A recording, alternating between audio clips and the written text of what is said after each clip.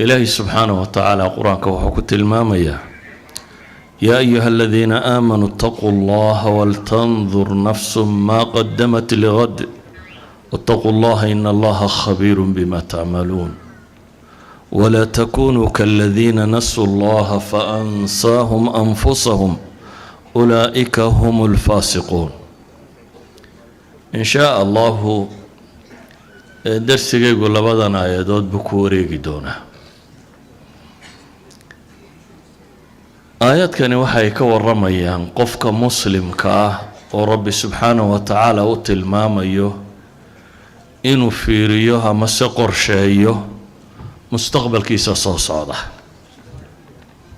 وحيث ويدين لقف هداتهاي قويس هداتهاي بلشاء يومد هدينون هاي متكستبها النقطة إنني سويدين ومدينو حاجة وصعطة المستقبل القريب والبعيد. مستقبل كينا دو إيا كينا دروكسان لبادو حاجة نوصعنا ما اتجاه صحيحي نوصعنا أم ننتظر المجهول مسه وحن بين سجينا وحن مقان غيبك وحو نقضون وإنه كملهن وح تخطيط أما وح قرشاء إنه كلين مجرته حيث إنه لشدو أهدافته أما غايات كإنه ربنا إنه تحقيقينه وصمينه قولسك أما هميلوين كإنه ربنا إنه قاعدنا محيه محيته هاي أهدافتنا ديري محل قياسا ما مقياس ذلك إنه هرو صعني إنه ندبو صعنا محين كو قياسنا سيلو قيمينيا بلشاهان مركا إنه أغنه واحد مودا ودن كان يدد كانوا إنه فوضى بدن كتشيرو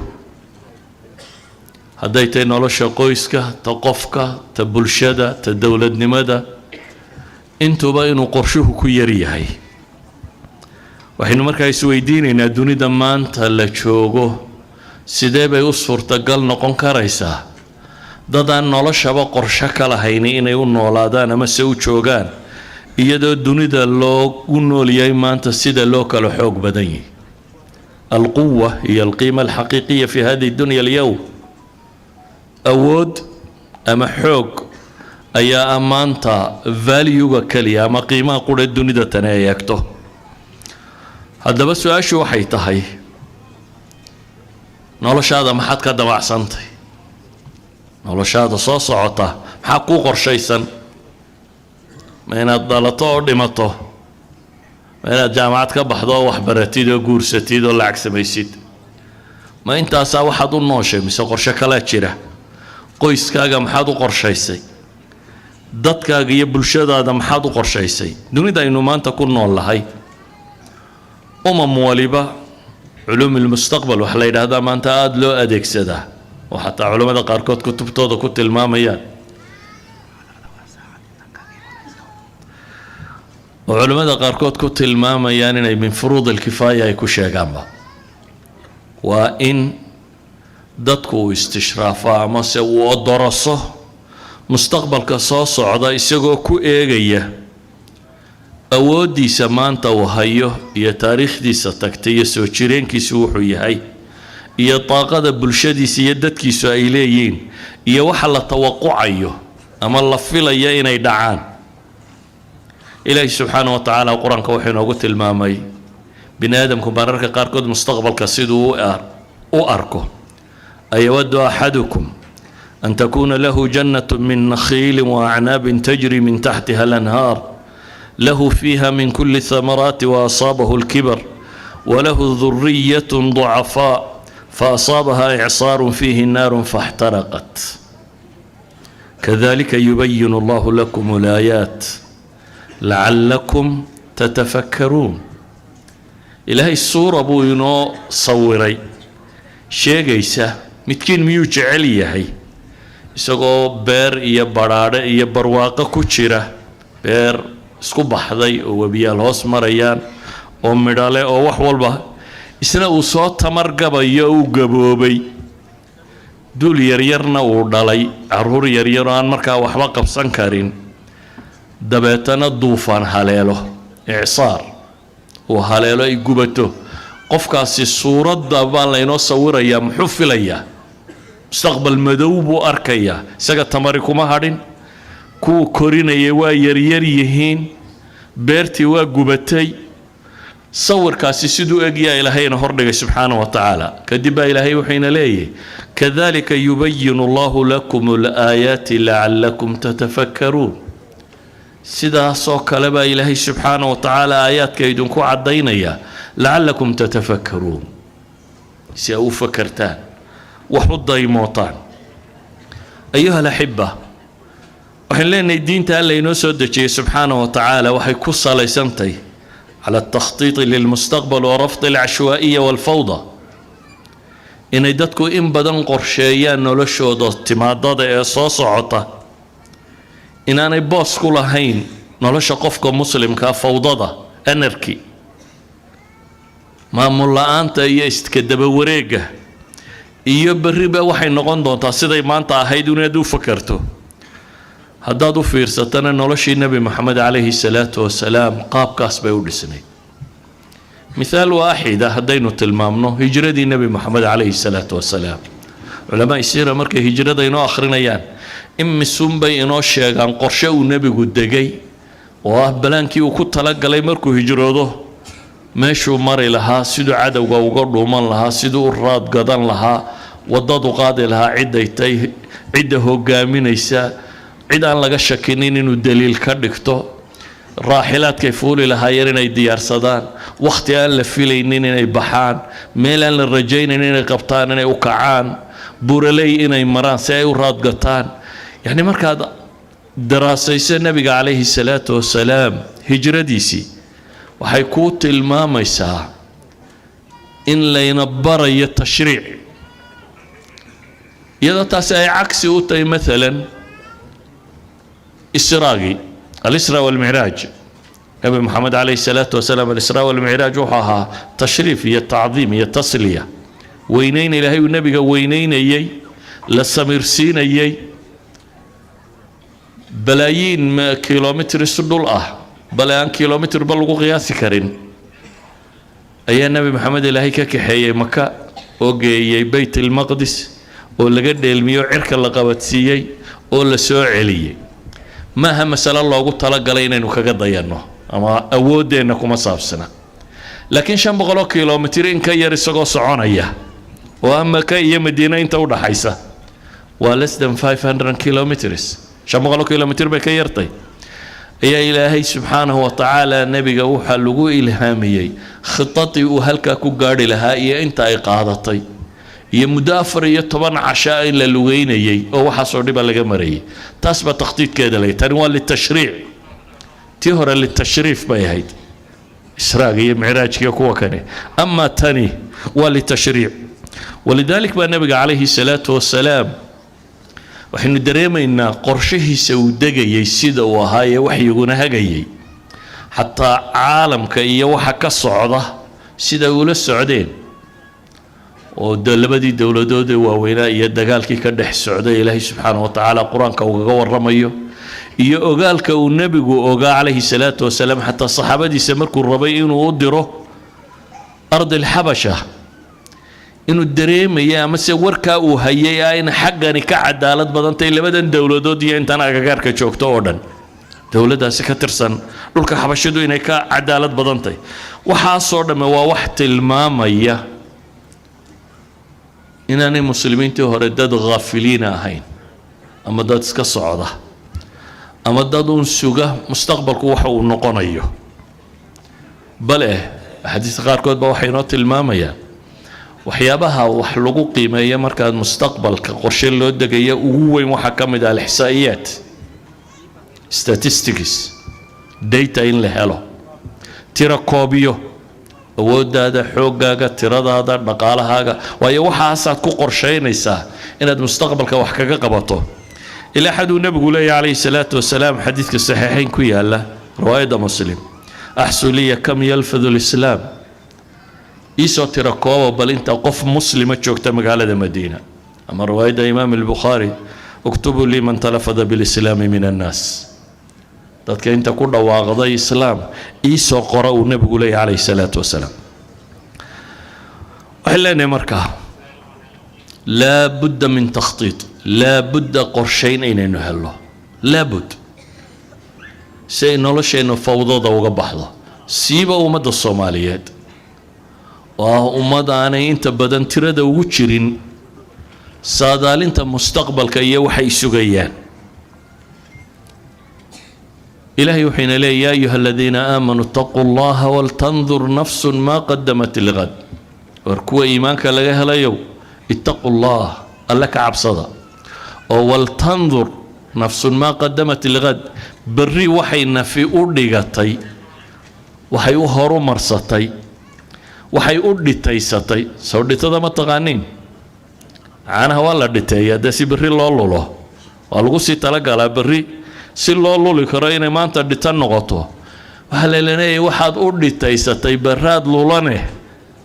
waxaad lulanaysaa waxay noqonayaan fiiri wal tanzur nafsun ma qaddamat liqad adaba uga warramay maayo mawduuca kan sida idaariyiintu uga warramaan ulama al-idara iyo qaabka uga warramay maayo laakiin waxaan uga warramayaa inaan tanbiihiyo bas iyo waxyaabaha asalka aynu u baahanay inaynu isticmaalo ugu horeyn ilaahay wuxuu ku baraarujiyo inuu ugu bilaabay yaa ayuha alladina aamanu taqullah markaas hadana la yiri wattaqullaha inna allaha khabiirun bima ta'malu wal tanzur nafsun amarka labada hareeroodba waxa ka xiga alla ka cabsi baa layna faray macnaheedu waxa weeyaan khitadkeena iyo waxaynu mustaqbalka qorsheynayno dhami waynaanu marnaba noqonin wax ilaahay tiisa khilaafsan waynaynu cala alhuda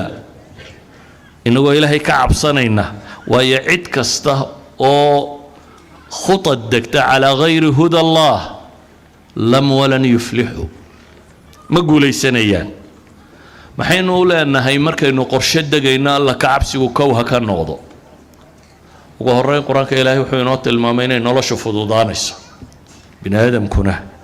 waxa uu jecel yahay uu rajaynaya waa inay wax u fududaadaan xataa hadduu qabanayo inuu si fudud u qabto waman yattaqi illaha yajcal lahu min amrihi yusran baa ilaah yidhi ciddii ilaahay ka cabsata arrinka alle waa u fudaydinaya waxaynu rabnaa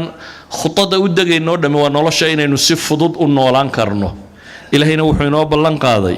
ciddii ilaahay subxaanahu wa tacaala cabsidiisiiyo ka dhowrsata naartiisa in alle dadka u fudaydinayo waxaa markaa qorshe la degaya lagu talagalaa riskiska jira waxaad adigu rabto quran lagama hadle waxa laga hadlaa maxaa dhib kugu xeeran maxaa kaa hor iman kara maxaa dhici kara maxaa isbedel iman kara maxaa caqabad kugu noqon kara quraanka ilaahay wuxuu inoogu tilmaamayaa alla ka cabsigu inuu masaa'ilkaana makhraju yahay riskiga أما عقبات كاهر إيمانية قابك اللود ويا إني كمتي ومن يتق الله يجعل له مخرجا ويرزقه من حيث لا يحتسب عدي الله كان ورصته إن الله سبحانه وتعالى بروبلم اسكي مشاكل كمخرج وقسمينيو واي اوت مالو كبحينو هليو قرشه وحوب هيي إن الله سبحانه وتعالى كهانونيو سماك وهانونيو أما قون وحقرانك إلهي نقول المامية واتقوا الله ويعلمكم الله والله بكل شيء عليم سأوجد أيها الأحبة وحلينا بريا إنه قرشه نكهر ريال لك عبسه دتك مانتا إن بدنو كم إذا دتك ومدى قرشها ودكته شنطة سنة صوص عدم حالة قبن طبعا كسنة صوص عدم حالة قبن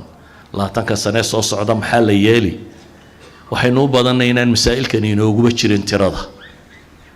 إنني كتشرين دعطدا ينصور سنة إنه ربنا إنه يحكوا بيسكرينا ما كل سنة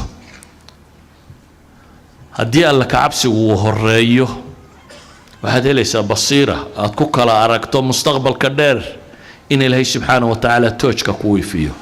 سيدا وقد إلهي القرآن كوحكوت المامية إن تتقوا الله يجعل لكم فرقانا إلهي هذا كدور ستان ولا كعبس قوي هي مين بوينت كينا إلهي سبحانه وتعالى وحيدين يليا فرقان بين الحق والباطل وها حق يا باطل كوكل الصعدان أما وحكو كلا صعدان صوابك إيا محي إيا خطأ أما وحكو كلا صعدان شرك إيا خيرك بهلي سنبا ربي تلمام يا سبحانه وتعالى. فهنكو قبين يا مسألة تن waxaad helaysaa ilaahay kaalmadii wattaquu allaha waaclamuu ana allaha maca almuttaqiin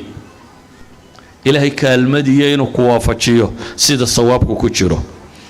idan koo waxaan leenahay ilaahay wuxuu ina yidhi yaa ayuha aladiina aamanuu ittaquu allaha waltandur nafsun maa qadamat ligad. alle cabsidii baa layna faray marka hore, kadib baa layna yidhi khudadiinana degsada eega berri waxaa u horumarsanaysaan. qodobka labaad aan tilmaamaya wuxuu yahay khudadka dadka muslimiinta ay degayaan hadduu qof yahay iyo hadduu ka badan yahayba waa inuu noqdaa maxay bacd allahi subxaanahu wa tacaala alictimaadu cala nafs laa cala alghayr laa cala alaakhar. caalamka maanta rag baa waxay go-aansadeen inay iyagoo awsiya u noqdaan, inay yihiin uun haddaan iyagu ku gardaadin inaad horu maraynin waxna kama jiraan. dowladaha yaryar iyo dadka masaakiinta iyo caynkani waxay in badan eegaan almujtamaci duwali muxuu inaga qabaa, dowladaha waaweyne siday qorshaheenna u arkayaan. ilaahay wuxuu inala tilmaamayaa alla ka cabso oo qorsheeya. nebiguna wuxuu leeyahy ixris calaa maa yanfacuk واستعين بالله ولا تعجز. كد دال وحكو أنفعية في الدنيا والآخرة. إلهينا كالميسو وربي هالنقضة عدة كتير سنة هنا عاجز، أي لا تعتمد على الأسباب وتغفل عن ربك ولا تركنوا إلى الذين ظلموا. كوا هو عننا دنكودا. markaynu masaladan ka hadlayno ugu horey waa inaynu garannaa meel firaaqa ama deganin caalam iska bannaan oo adiga qorshaha ku soconaya waxaad qorshaysaa ma deganin. waxaynu degannahay duni masaalixda iyo ahdaaftu ay mutadaarib tahay, duni iska soo wada horjeeda oo nin waliba maslaxadiisa iyo dantiisa ilaashanayo. waxaynu joognaa meel si loo gaadho cid waliba maslaxadeeda iyo hadafkeeda awooddeeda oo dhan ay isticmaasho. waxay dhahdaan kuwa xoogga badan leh ee maanta dunida qaybta badan waxay u arkayaan horumarkoodu inuu ku xidhan yahay dib u dhaca ummadaha saddexaad, siiba ummadda muslimka. saa daraaddeed qorshahooda waxaa ka mid a inaad adigu weligaa horumarin, weligaa inaad horumarin baa qorshahooda ka mid ah. walidaalik ayaa hay-aadkooda dhabta ahi waxay fuliyaan waxaa ka mid a waxaa la yidhaha siyaasatu takhriib, subversion, in la qaso ummadaha inta kale. idan waxaan leenahay meel baynu fadhinaa aynu rabno inaynu horumar samayno ama ummad noqonno ama dad noqonno ama dowlad noqonno, laakiin waxaa kugu xeeran cid aan ogolayn inaad waxaasi samayso. subversionku almukhaabaraat alcaalamiya waa waxa ugu badanee loo dhigo, saa ummad loo hagardaameeyo, saa dad loo dumiyo. waxay yidhahdaan ummad kastoo saddex shay loo sameeyaa horumar ka dheer waa halkeeday nagaanaysaa. saddexda shay waa maxay? waxay yidhahdaan ixbaad, demoralization, in dadka lagu qanciyo inaanay hore u socon karaynin, in lagu yidhaahdo adiga imkaaniyaadkaaga iyo awooddaada iyo tamartaadu ma saamaxayso waxaasi, adigu waxaad u baahantahay bay ku leeyihin capacity building. soomaaliya imka 30 sannadood waxaa lagu waday maxay? capacity building. waa ma awoodaane waa laydin dhisayaa, awooddiina la dhisayaa. kuwa dowladda yar haysta iqtisaadiyaadkooda waxa ugu badan ee lagu tawjiihiyaa waa iqtisaadu siyaaxa, waa dhaqaalaha ku salaysan bay yidhaahdaan maxaa la yidhahaa tourism, siyaaxa. waddankiina meel loo soo taga ka dhiga xayawaankiina hadilina kan hasabe iyagu intoodii way mariyeen maxay iyagu dayn waayeen siyaaxadu waxay yidhaahdaan in economics marka la joogo waa qaybta ugu horeysa ee dhaqaala burburka uu ku dhaco bini aadamka marka dhaqaala burbur bilaabmo bal wadanadan islaamiga u fiirso waliba waxay leedahay raxanta dayuuradee dunida ugu badan iyagoo qoobada yaryara ayaa qolo waliba waxay leedahay raxanta dayuuradee dunida ugu badan qolo waliba waxay doonaysaa inay siyaaxa ka shaqayso waa dhaqaala burbur sidiisa u yaala dunida waxay yidhaahdaan ma horu maro ummadaan industrial noqonin casrigeenu noolay waxay yidhahdaan marka ixbaadku waxa weeyaan in adiga demoralization lagu sameeyo in lagaa dhaadhiciyo inaanad wax qabsan karin inaad dambayso inaad ku qanacdo kaalmadiisa mooyaane inaad adigu hore u socon karin ka labaad waxay yidhaahdaan weliba waxaa laga yaabaa inaad istidhaahdaan miyaa la maagaya maya dowladaha waaweyne waxay u leeyihiin gruub dhaqaalayahana oo masalada ka fakara oo wadanada kale tala bixinta siiya sidii loo dumin lahaa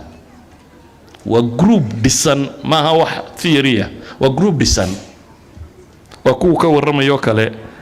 convention of economic hitman ninkii qorayo kale oo kamid ah gruubada tan bal waxaan idin sheegi karaa gruubada qaarkood in xataa rag Soomaaliyeed ku jiraan dhaqaalayahana Soomaaliyeed inay kamid yihiin markaynu taas soo dhaafno waxaa garan kartaan waxay ku sameeyeen Asia iyo numur sabca dawladii la lahaa waa tigerska ama shabeellada toddobada ah hal dawlada baa tala bixintoodii diiday iyadoo qura badbaaday intii taladoodii aqbashay waa la waayay Malaysia qura diiday tala bixintii Western ku bixinayay way guuleysatay mushkiladda way ka baxday lixdii qaatayna way jabeen shayga labaad ay sameeyaan ee subversion ka ahi waxay yidhahdaan waa zaczacatu istiqraar destabilization in wadanku crisisku uu ka jiro had iyo goor inaanu degin dadka badh baa u haysto moodaya dowladaha waaweyne inaynu degno inay rabaan in dagaalku inaga dhammaado inay rabaan in caynkan ma jirto waxay u socdaan inaad weligaa degin dee innaga waddankeenna waxaa lagu maamulaa maxay albandi saabic bandiga toddobaad ee United Nationska xeerkiisa ah bandu saabic macnihiisu waa maxay waa qofku isma maamuli kare hal la maamulo qofku isma maamuli kare ilma yara caruurta aabihi markuu dhinto maxaa la yiraahdaa xoolihiisa ma maamulan kare wuxuu u baahan yahay maxay wasiy cid maamusha oo meel gaarsiisa bandiga kani wuxuu qorayaa waa intaa askar ma yeelan karaan oo istilayaan qoriya ayaan laga iibinin dawladnimada xeebtooda ma ilaashan karaan cid kale ha ilaaliso wax kasta soo qabo waxa ma samayn kartid ilaa iyo ogolaada mooyaane adiga ciidan kale in lagu dul dhigo wax kale waxani ma aha jacayl lagu qabo ee waa destabilization waa inaad ku jirto inaad weligaa soo kicin Soomaaliya meelaha yar nabadu ka jiraan waa meelaha laga yaabo inaan iyaga askartoodu imanin iyo inta iyaga la socota aanay ku badnayn kole kama madnee ayaa inta nabadu ka jirto qodobka saddexaad ee subversion theory-gu uu tilmaamaa waxa weeyaan waa waxay dhahaan crisis normalization tatbiic al-azma qofku marka dambe balaayada waa inuu u arkaa inay nolosha ka mid tahay halkay Soomaalida la gaarsiiyay weeyaan qofka Soomaaliga in wax badan iba jiraan ma arko maalinta qarax yar ee dhacaw isdhaa wallahi dhib baa soo korodhay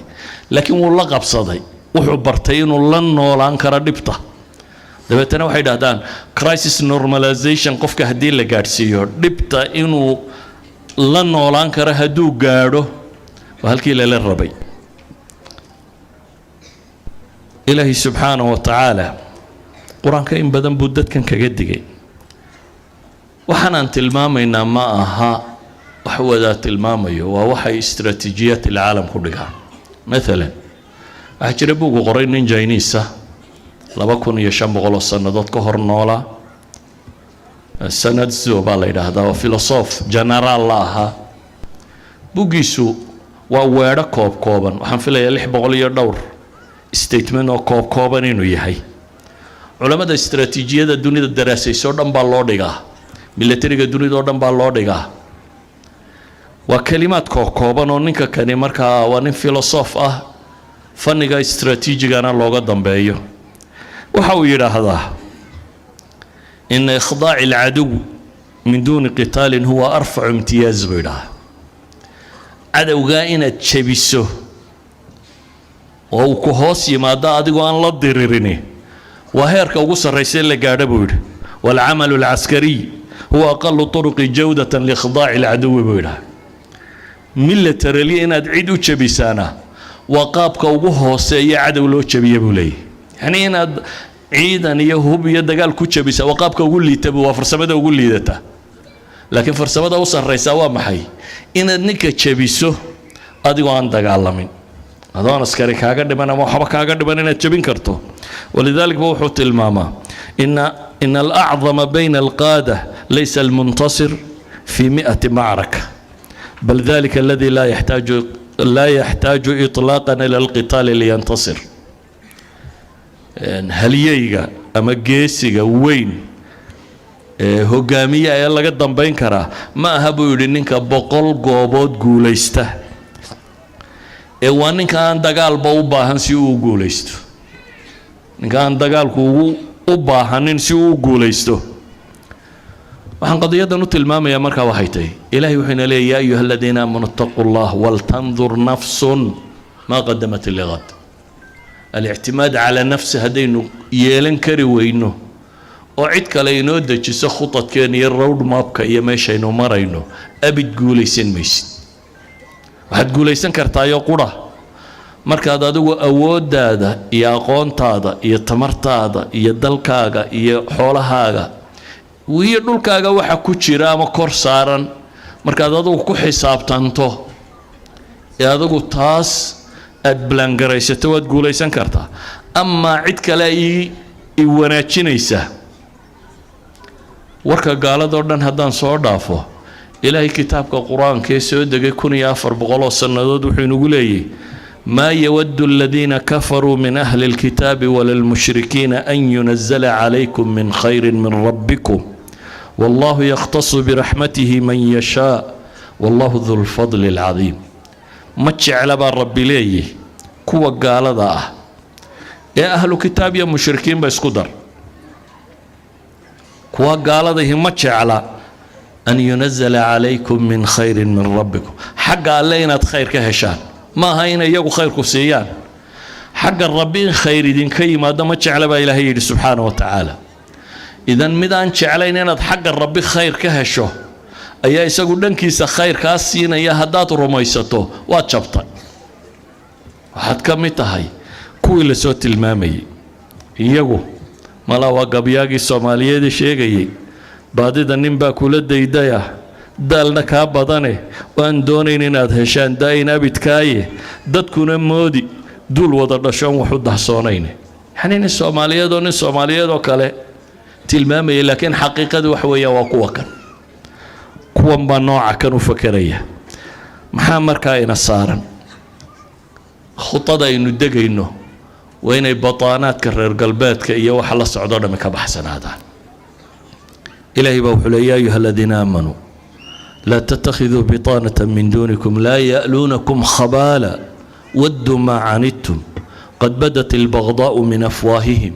wamaa tukhfi suduuruhum akbar qad bayannaa lakum ulaayaati in kuntum tacqiluun war kuwa iimaanka laga helayo war la taliyayaal aan idinka ahayn ha yeelanina baa ilaahay leeyahy way idinla goynayaane laa ya'luunakum khabaalan way idin fasahaadinayaan baa rabbi kuu sheegay markaasaad adna waxaad leedahay khabiir ciddaa ka socota haddaad iimaansanayso khubaro badan baa leediin laakiin diirka cad nin ka mid a culimmada soomaaliyeed jaamacadka reer galbeedkana ragga joogay waaweyn ka tirsan ayaa wuxuu yidhi waxaan imaadi sababa markaasaa waxaa iga soo horbaxay buu yidhi nin baa ii yeedhay cabdulcabdi xagga dambe nin iga yeedhayaan maqlay buu yidhi markaan eegayna waa nin cad uu ii yimo aduu ninkii way iswaraysteen ninku muxuu ahaa marka kan united nationskii qaybo dhan buu haystaa laakiin markay xaggaa joogeen jaamacadda wuxuu ahaa badhi walaha brofesorada waraaqa u kala qaada markaasaan ku yidhi buu yidhi waa saad xaggan ku heshay intuu diirkaas qabtay buu yidhi dee aniga awowyaday baa ii shaqeeye adiga awowyadaa baan shaqaynin buu ku yidhi waa runtii aniga awowyaday baa ii shaqeeyey yacni ma khabiir la-ini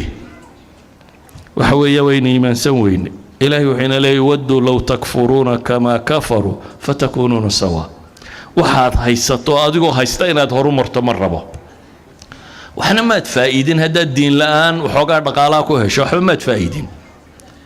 ilaahay wuxuu inoo tilmaamayaa walan tardaa canka alyahuuda wala annasaara xataa tattabica millatahum ayuha alaxiba waxaan leenahay khudaynu u baahanay laakiin waa inaynu garannaa meesha aynu deganay iyo waxaynu rabno inaynu qabannaa inaanay meel bannaan ahayn oo wixii aynu doonno intaynu dejinno aynu socon karno waxay yidhaahdaan awal maraaxil takhriib bay yidhaahdaan markay nidaamkooda isticmaalaan halka laga bilaabo bay yidhaahdeen burburinta ummaduhu awal maraaxil takhriib huwa ifsaadu alakhlaaq bay yidhaahdaan waa dhaqan doorinta waa akhlaaqdoo la lumiyaa ah stebka koowaad ee markaad la rabto qadaayaadkan saddexda ah ee la rabo inay ummad lagu sifeeyo first stepka la qaadaa waa in dadka moralskooda iyo akhlaaqdooda iyo ethicskooda iyo valueskooda inuu dhinto that's why caalamulislaami maanta war badan looga akhrinayo ah feminism group iyo gender iyo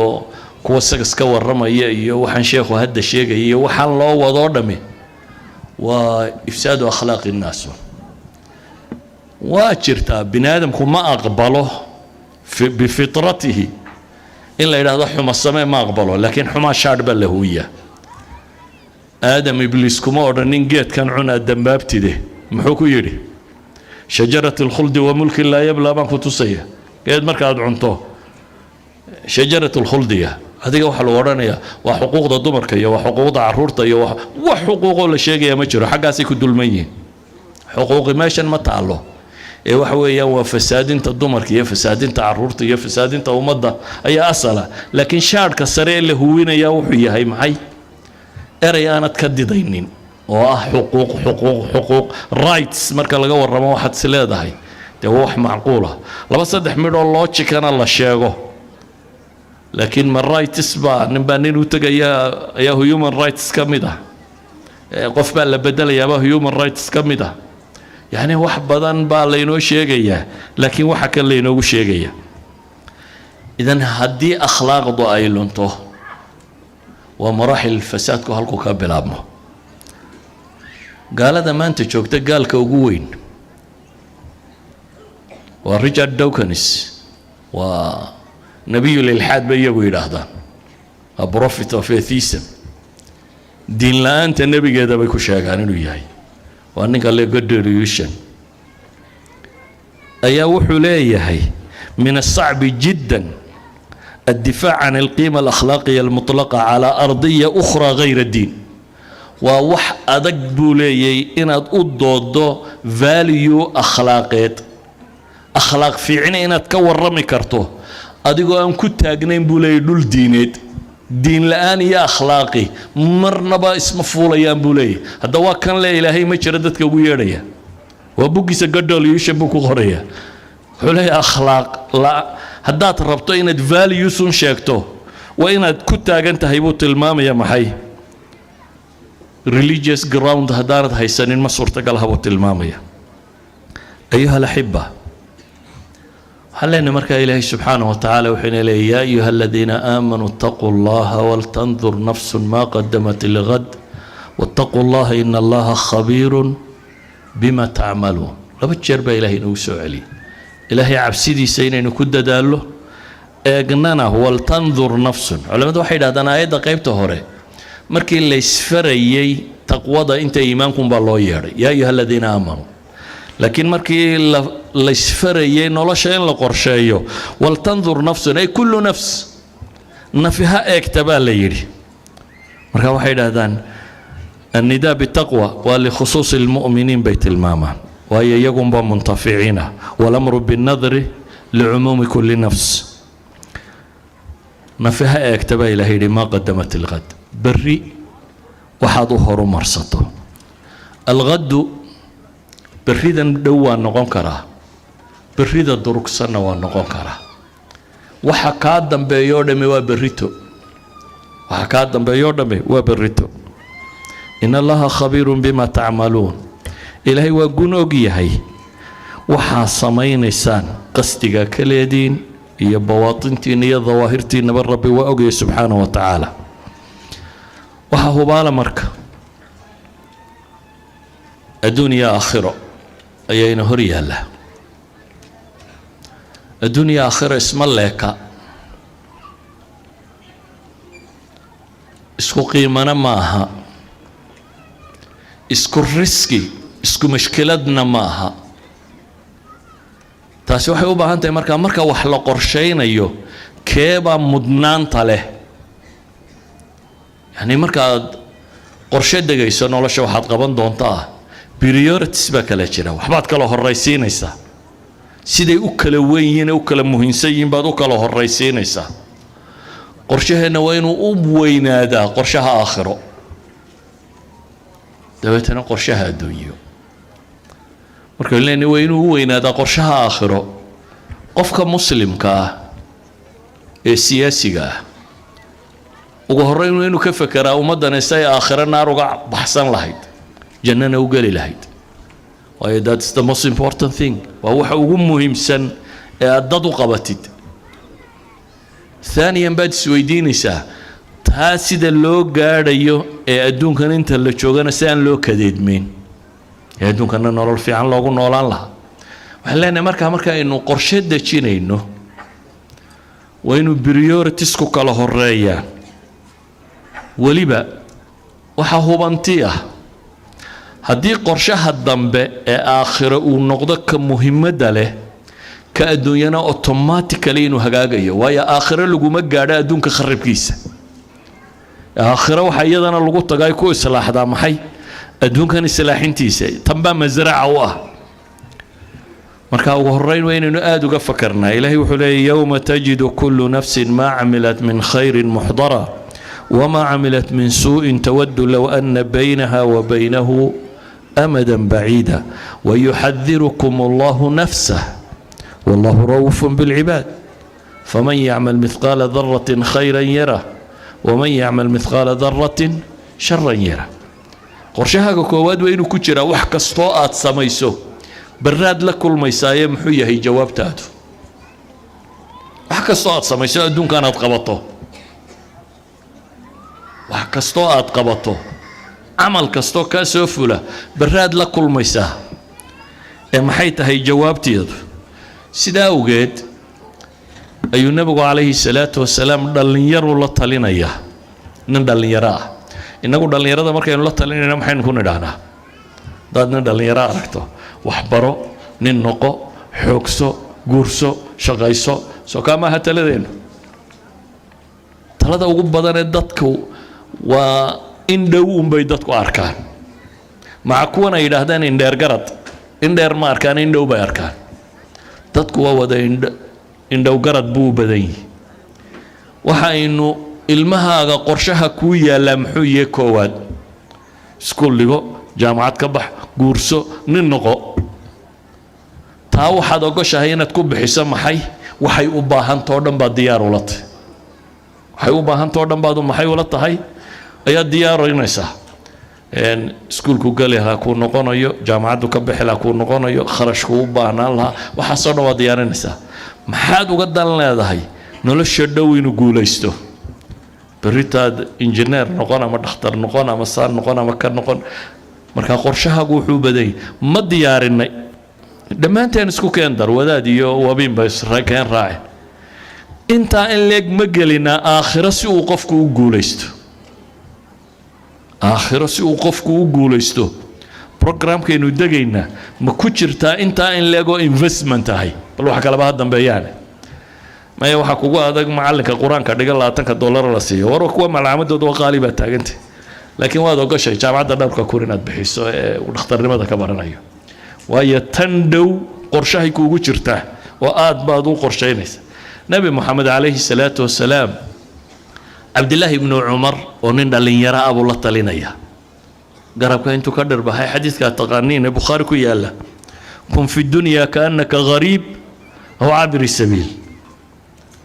ونن اللي يرى وريا حوك سلمة ورنو يعني ننقو قرصو كان سمايو حول نقو لكن waxaa la ogyahay hadduu tadambe fikradeeda qabataan hore inay islaaxayso saadaradeed buu nabigu wuxuu ku yiri kun fi dunya kaannaka gharib adduunkan waxaad ku ahaataa sidii qof maxay gariiba stranger qof aan meesha u dhalanin ama waxaad noqotaa maxay aw caabir sabiil qof musaafira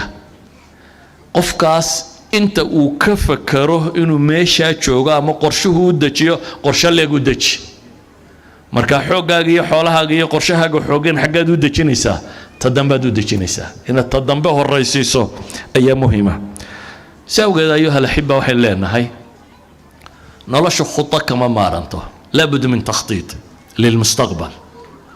laakiin takhtiitkeenu sawaa mid siyaasi ha noqdo mid dhaqaale ha noqdo mid bulsheed ha noqdo ummadu leeday ama adigu naftaadu aad leeday ama qoyskaagu uu leeyahay wuxuu u baahan yahay inaad qorshayso qorshahaagana priority-ga koowaad inuu noqdo qu anfusakum wa ahlikum naaran waquuduha an-naas wal hijaara ilaahay wuxuu leeyahay ayyuha alladhiina aamanuu kuwa iimaanka laga helayo qu anfusakum wa ahlikum naara ورنفتين يهلكي نبنار كإلالية واللين أجي هين تنسى كتشعله كلا بل تحبون العاجلة وتذرون الآخرة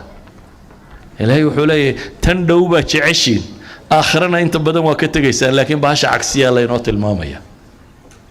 تاد قرشها قوم مهم سلو دقيسو وراكو حينوت المامية دات كأقونتا لمركي تلينيين waxay tilmaamayeen ninkii qaaruuna xoolaha badan soo helay maxaa lagu yidhi wabtaqi fiima aataaka allahu addaara alaakhira war wixii ilaahay ku siiyey nolosha aakhiro ku baadigoob ku raadcee walaa tansa nasiibaka min addunya adduunkanna dheeftaada ha ilaabin baa la leeyahy yacni priority-gu ama mudnaanta waxaa le maxay آخر للي أدونك كل رادعه وهلا جاب إنه حلا واحد ورقة سعد مقع يالتي قولي وين هاد الست حلا ما ورقة تاينة قولي وين كان هذا كهشة مسه قولي أنا تكون شرتاع عريري يفكر دك هو حويرنا تكم بدشوا حلا ينوت الماما يا آخر إن مضنان طيالة هو أحسن كما أحسن الله إليك أدونك أنا هاي لابن بالله رسالة سبحانه وتعالى وكونا جينا وانا أكفل آية كحكته إلهي وحينا قدك يا سبحانه وتعالى كوا قرشك قد السنة يقو مري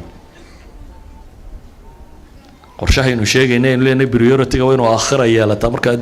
road map-ka aad marayso iyo waxa aad qorsheynayso kuwa iyagu taadaba rogay baa ilaahay tilmaamay waa aayada ku xigta marka aayada hore amar bay ahayd tan waa nahyi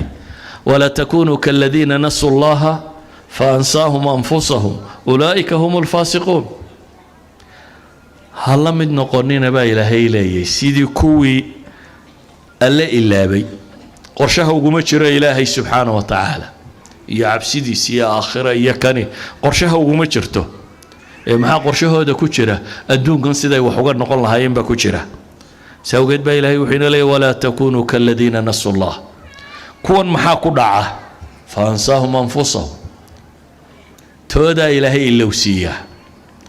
binaadamka maanta dunida ku nool material buu dhisay technology-ga oo dhan waa material buu ka waramaya laakiin binaadamkii waa la dhisi kari laayay wuu sii baaba'aya technology-gu wuu sii horumaraya binaadamkuna maxay وسيدي بصعدة دقنهان أخلاقهان عقيدهان ضدنما أهان وسيب بهلوبة يا بني آدم قدوري دا تشوغا بني آدم قدوري دا تشوغا دل دم باو حلو بابينا ينيرو دقالاين لغا هلو دن كلا يضان لغا لهاين شدال كيس الله بابا ماما حوغا معدن وكو قرصون لسوقاتو إذا وسيب بهلوبة يا marka wixii naftooda dani ugu jirta la ilowsiiyey ama ay ka tageen faansaahum anfusahum ulaa'ika humul faasiquun kuwa layna yidhi ha la mid noqonina waa kuwee المنافقون والمنافقات بعضهم من بعض يأمرون بالمنكر وينهون عن المعروف ويغضون أيديهم نسوا الله فنسيهم كوا مسألة كوسي فيسني كوا نفتود إلا با إلهينا تود إلوسيي إلهي إلا با إلهينا نفتود إلوسيي ومنافقين با إلهي تلمامية اليهود والنصارى في سورة المائدة آية صدحية تبنادي أفيرة تبنادي اسكحيقة قال أول با إلهي وحولي ونسوا حظا مما ذكروا فاليوم ننساهم كما نسوا لقاء يومهم هذا في سورة الأعراف إلهي كتل مامية إذن أيها الأحبة كوي قرشه هذا آخر أبو الريد قرآنكم حكوت المامية قالوا إنا كنا قبل في أهلنا مشفقين فمن الله علينا ووقانا عذاب السموم كوي جنة قالي وحيلين إنا كنا قبل في أهلنا مشفقين دوني ده مركانو جوجناي با حسابتنا ugu jirtay الله كعبسبو مركانو reeraha iyaga dadka iyaga la joognay ayaanu ilaahay ka cabsanayna subhanahu wa ta'ala sida ogeedna famanna Allahu alayna wa waqana adhab as-samum inna kunna min qablu nad'uuhu innahu huwal barrur rahim kuwi qorshahaasi ka xumaadayna aakhira ilaahay wuxuu inoogu tilmaamay ee gaalayna odhanayna ya laytani qaddamtu لحياتي يا ليتني قدمت لحياتي نقول شيء ده ما هو حوار مرصده أيها الأحبة وحنفلي يا وقتي سلا دينا قاعدي وانقبي قبينيا هدي الله إذا ضاق قيبتك على وقتك لا كورمي ها آيات كان كسو كوبيا كو نولش قرشا الآن ما صعته سيرة النبي محمد عليه الصلاة والسلام يدقن كيسي بناينا بريا diintaana ina faraysa ilaahayna wuxuu ina leeyahay war mustaqbalkiina eega mustaqbalka in la eega waxay u baahan tahay been leenay koow alla ka cabsi laba waxay u baahan tahay been leenay inaynu ku dadaalo ma yanfacuna fi dunya wal aakhirah wa inana aajisin saddex waxaynu u baahan tahay inaynu dunida waa la isluminayaaye riskigu uu tiro badan yahay inaynu qorshe ka yeelano saynu isaga awdi lahayn ama isaga joojin lahayn hadduu yahay naftaada iyo hadduu yahay qoyskaaga iyo hadduu yahay ummadaadaba riskiga taagan saad isaga awdi lahayd afar waxaynu u baahanay inaynu eegno mustaqbalka dheer inaynu mudnaanta koowaad siino mustaqbalka dhow iyo mudnaantiisana haddaynu waqti helo waqti kale aynu ka